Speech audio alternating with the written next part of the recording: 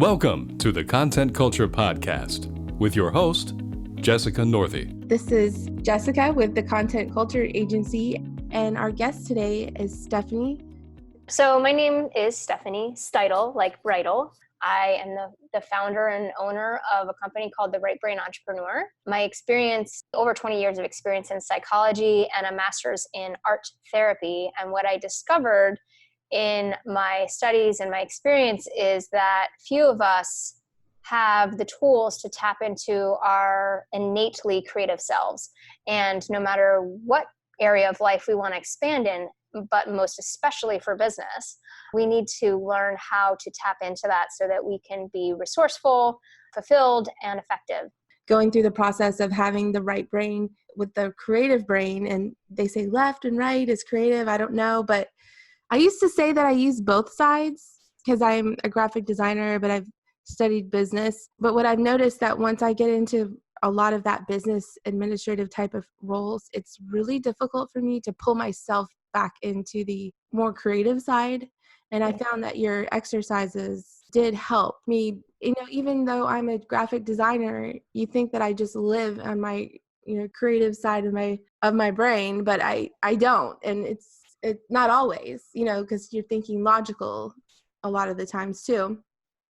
Yeah, so you're right, Jessica. We're always using both sides of our brain. There is a myth that you're either right-brained or you're left-brained because we're constantly using both hemispheres. However, as human beings, we're conditioned and trained through several things, generally education, society, our culture, our family systems. These all contribute to who we become as adults. And unfortunately, these systems are very reliant on a particular way of processing information, what I call left brain thinking. We do know that each hemisphere operates differently, and the left brain is our analytical, verbal center. It's pretty risk-averse. It wants to make sure everything's perfect, and also it can be pretty critical. So it's very helpful. It's the part of our brain that helps us get things done. And then the right side of our brain is our creative center. It doesn't take in information through language or words. It only takes in information through visuals, images. It's also that part of our brain that is creative, intuitive, and emotive.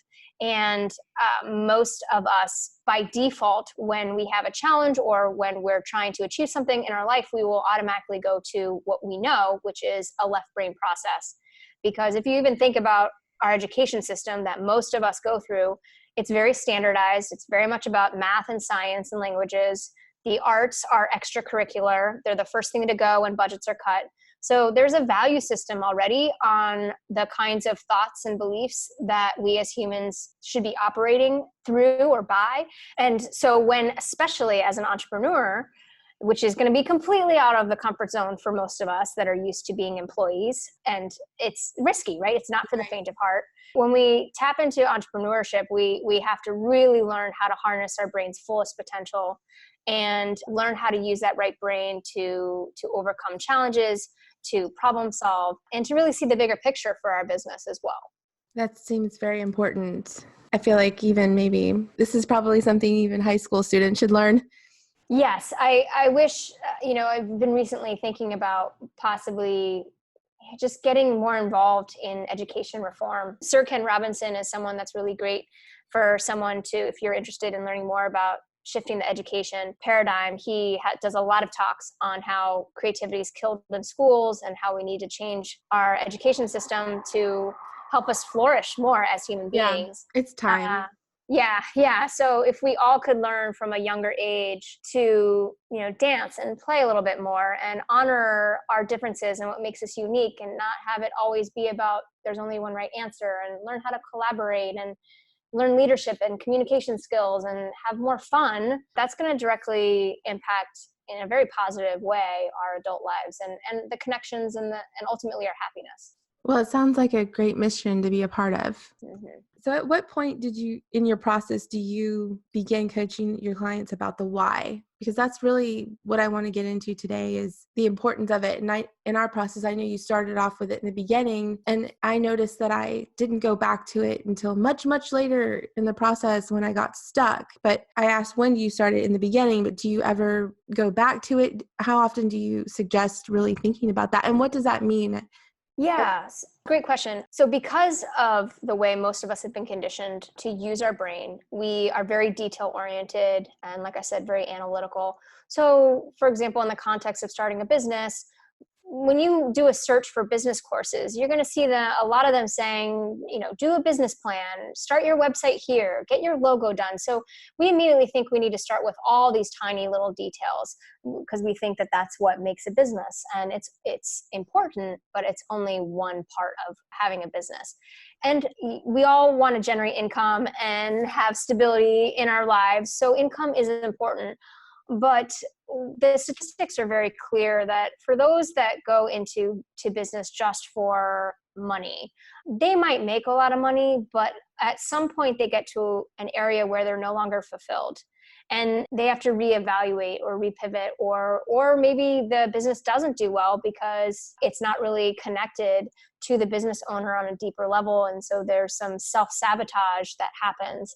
So I always start with why, mainly because it's what's going to make or break you. If your why isn't big enough, the brain will pull you back into your comfort zone. It'll give you all the reasons why you should just go back and get a job, or why you shouldn't work on your business today, or why you shouldn't make that phone call. So the why has to be bigger. And there's a couple of different kinds of whys. There's the why of your business, and there's also the personal why. Ultimately, I find with my clients, when we dive really deep, they're one and the same, but there might be a little bit of a different flavor. So for example, my why is to help people tap into their fullest potential so that they can have the life of their dreams. That's who I am at my core. That's who I am with my family, with my friends, and my clients. That's also my business why. But I have some other whys. Why did I go into business? Versus maybe just find a full-time job that would allow me to do that. Well, freedom is really important to me. That's part of my why. I want to be able to work from anywhere and have my own schedule. So it's kind of like a secondary why. And people really need to know, what is it that's really influencing and motivating them? And it can't just be material, because they're impermanent. They're very temporary. It's not going to really pull you through. So you have to have that bigger commitment, and you got to start off with that, because it's also going to lend itself to your brand. It's going to help you create your branding, your messaging, build out all those nuts and bolts as well. Here's the thing. The why is probably going to be, you can expect to resist it. I don't know if you remember this in the program, but in the video, the training video where I first talk about the why, and then we talk about how the why leads into who you're going to serve, that it might make you a little nauseous. Like if it's making you a little bit scared of like, I'm going to work with these people, this is what I'm going to be doing, then it's most likely exactly what you need to be doing. We're learning that even more and more in the personal transformation world, is you want to go towards your fear. I mean, obviously don't put yourself in a completely unsafe environment. You're not going to walk through a really dangerous neighborhood. I'm not talking about that. But like, if you know that you want to achieve something, but there's a fear there, there's no way to go through the fear. You can't go around it. You have to go through it.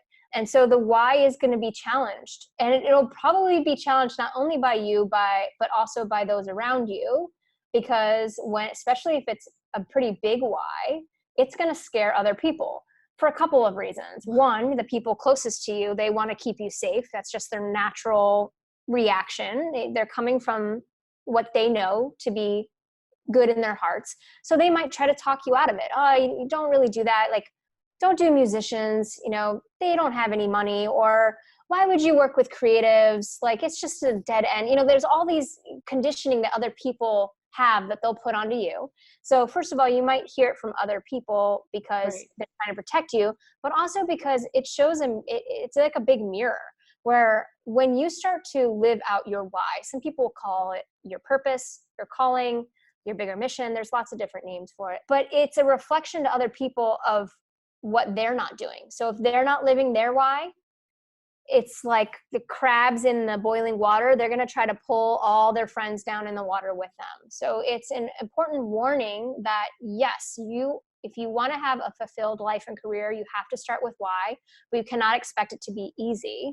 In fact, there's going to be a lot, especially at first, there's going to be a lot of internal and external voices that are going to try to convince you to do otherwise. And your job is to not lose sight of the end game, the end result. So crabs in a bucket. I used to say that all the time because the analogy was when you're trying to crawl out of the bucket and you're going to make it, the crab that's underneath of you pulls you down. They really do that to each other. Mm-hmm. So they can't get out and they cannot escape and make a better life. So yeah, and that's such an important lesson because we do that as human beings. Probably not consciously. No. But if you remember, I'm sure I drilled this in when we did our work together, is that's why you need to have such a supportive community.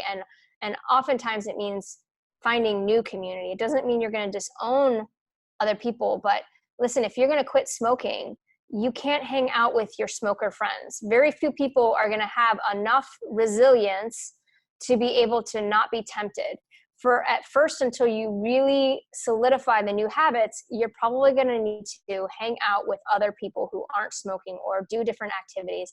It's also, why people who, couples, like if one person wants to lose weight, it's very hard to lose weight if the other person isn't on board, because all of a sudden it's like, oh, what's the big deal? Just have this piece of fried chicken, or just, so mm-hmm. It's going to be very important to have a supportive community, people that get it, people that are going to lift you up during this process, because generally the people that are closest to us, because they love us so much, unless they are entrepreneurs themselves, they're just not going to get it. They're going to view it through their filter. So I was, curious throughout your client's journey. So when should they check in with their why? Is there, maybe 30 days? That's a good idea. Yeah, that's right. I went off on a tangent. I got so passionate. Well, one of the things that I had you do, and also all of my clients, is I have them create a vision board.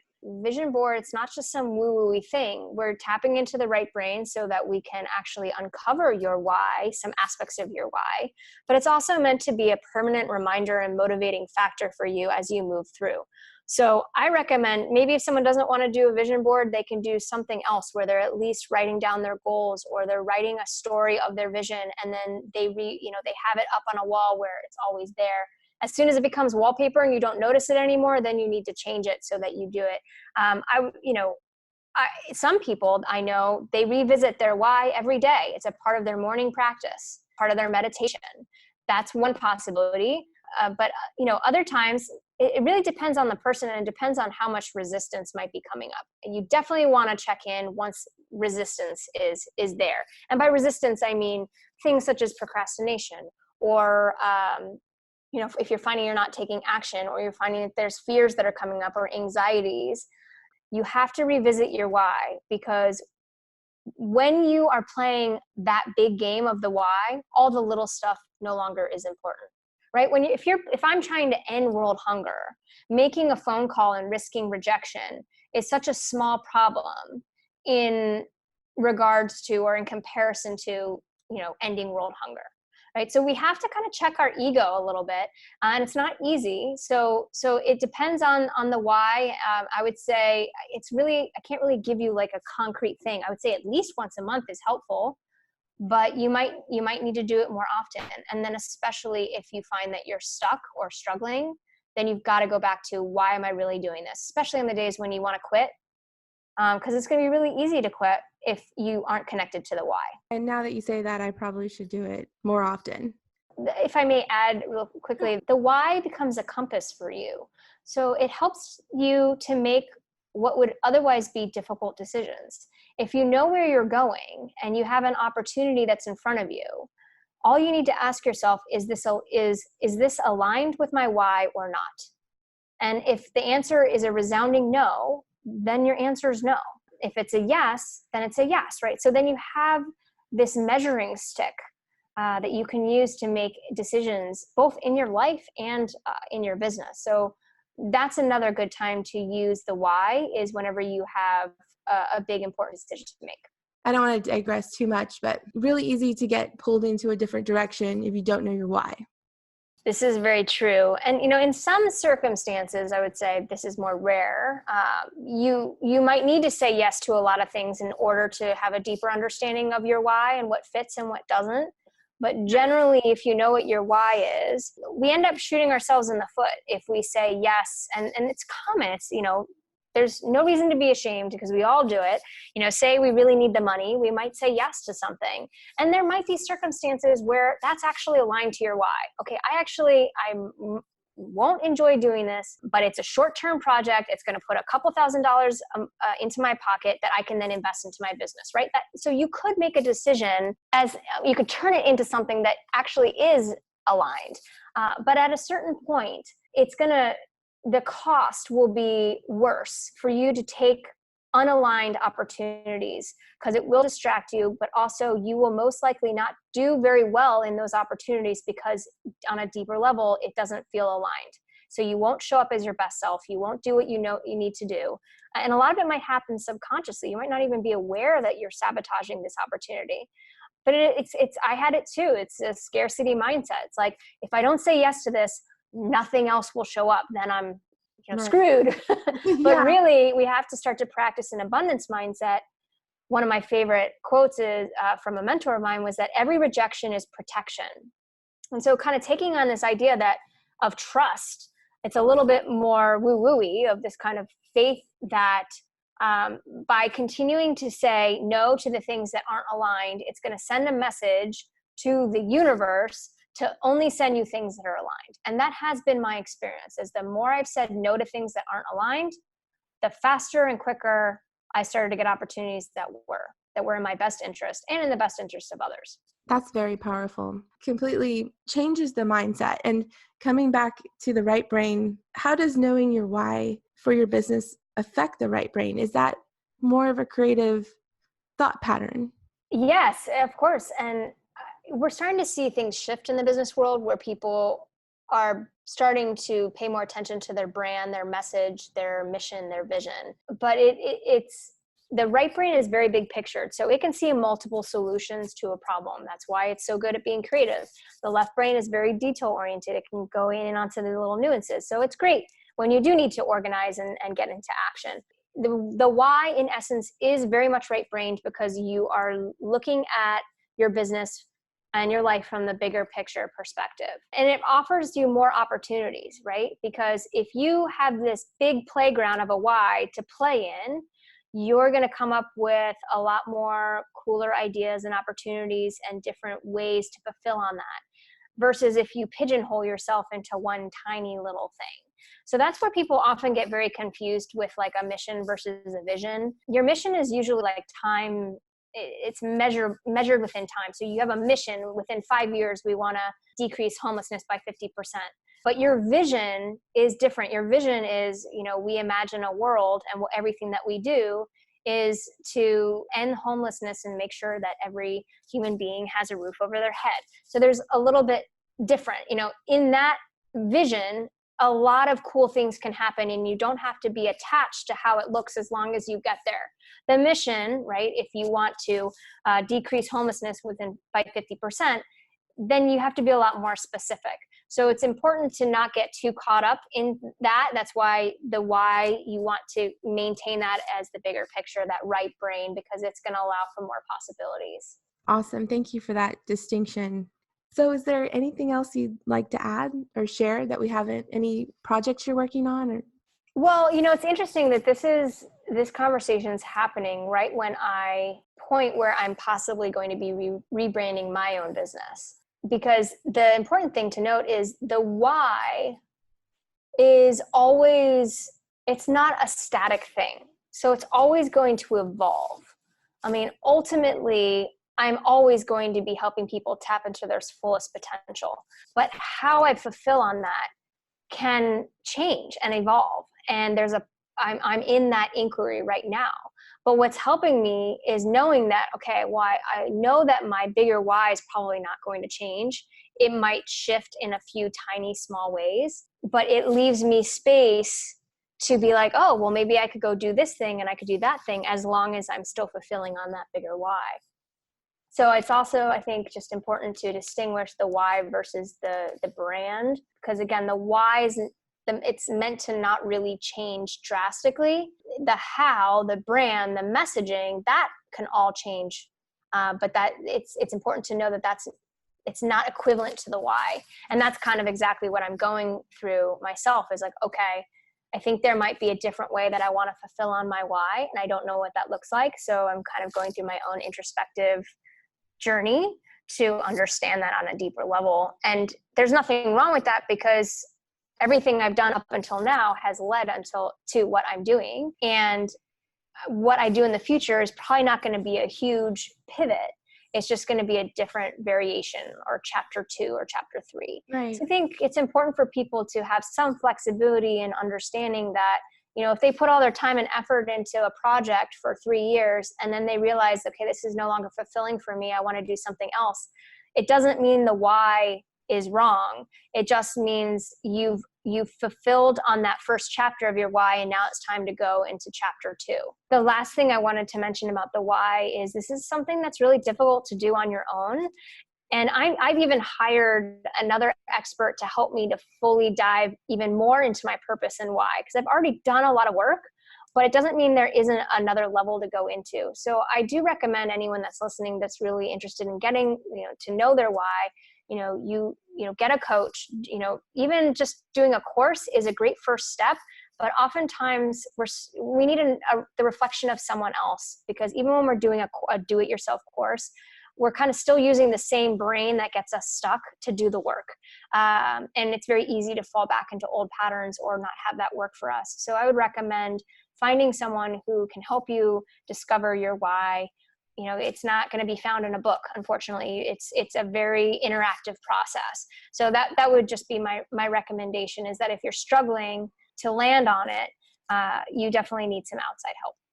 I agree. And there's definitely nothing wrong with asking for help in something that's such a foundational point of everything that you do moving forward. Mm-hmm. A lot of the times a person's why is based on their life experiences. And most of the time it's from something that is very vulnerable and hard to share with others. But when other people share that vulnerability with me, it does create openness and trust in a way. And sometimes it's really hard to get that just with a website or some cool branding. Yeah, well, I think it was another mentor, I've had many, once said that your mess becomes your message. And especially for creatives and artists, and there's a lot of people out there that are also trying to showcase their work. And I don't say that to discourage, because no matter where you go, there's going to be competition, honestly. Yes. But there's no one like you. So you have to own your unique gifts, but also your unique story and your mess. And I love that. Yeah. And own that, like, everything you've been through up until now, you're still here, you're still alive, you made it. Right. So consider that there was a purpose of sorts to that, and look at, okay, what have I learned and how can I use this to strengthen my message, to connect to my audience, to my fans. I have a very good friend. She was my matron of honor. She's a coach for musicians, and she tackles the nuts and bolts and stuff, but if you were to follow her on Instagram or Facebook, she's doing a lot of Facebook Lives about, like, oh, I'm having this bad day. What am I doing about it? Oh, I had this snafu. Let's talk about the emotional, troubles of a musician, and how do we deal with these things. So, and that's her style. She's being authentic and vulnerable. And I agree with you, Jessica. I think the more that we can bring that into play, the more we're going to connect, and the more we're going to attract people, because the stats are in. We want to do business. We want to connect and partner with people that are up to cool stuff, up to things that matter, that make a difference. And we want to do it with people who are being real. You can't do that if you're not willing to be vulnerable. I agree. The perfection thing, I think, affects a lot of people. And we can't relate to them if they're perfect. No. Yeah, people buy you. So, your content can be great, but if it doesn't show you who you are, it's going to be really hard for people to connect to you. You can't get around being yourself. That's true. Yeah, it's going to be really hard, because people, you know how when someone's like not being authentic, you can kind of sniff it out. Like, we can tell. We're smart, us human beings. So people can sniff out when you're not being real. So stop it. I know. I think I call them my spidey senses. Yeah, exactly. Yeah. It's just there. You just know it. Yeah. That was a great interview and very, very helpful. You had some great having tips. me. Yeah, of course. I know I'm going to be really excited whenever you launch your, calling it a rebrand or?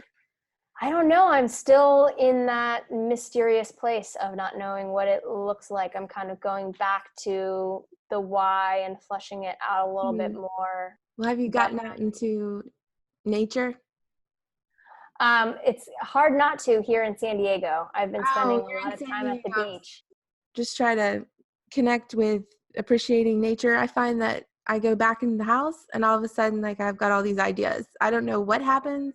I just feel like getting outside of the four walls that, we're always in. Mm-hmm. Well, isn't that the magical thing? You just said it so perfectly, Jessica. I think it's a great way to end this interview. Is like, if you can get out of the four walls that you're in, Yes. Yes. the answer will come. Change up your environment, get out, find a way to break through the walls of your mind. Like, it's just a perfect metaphor for like, just take one step outside and have another perspective and you'll figure it out. Awesome. Definitely a great way to end the podcast. Thank you so much for being with us today, and I look forward to being in touch soon. Okay. Thank you.